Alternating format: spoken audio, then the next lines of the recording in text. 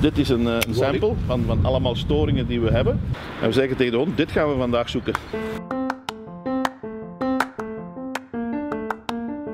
De gekleurde lijn, dat is de kabel met de aansluitingen. Die gaan we nalopen. En op die aftakkingen, dat zijn allemaal aftakkingen bij die woningen. Daar boren we een klein gaatje tussen de tegels of tussen de klinkers.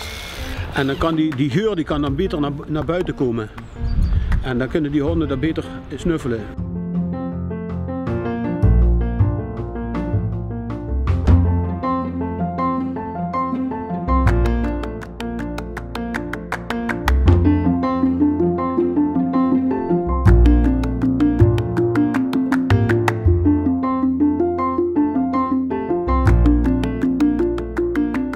Die honden die zijn afgericht op de geuren die wat vrijkomen bij een kortsluiting in een kabel.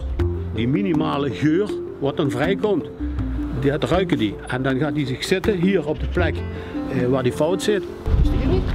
He? Normaal gezien blijft hij liggen en dan moet ik hem gewoon verder sleuren over de grond. Dan zegt hij nee, hier is het. Waar is het? Waar is het? Zeg het eens. Dat is flink zeg.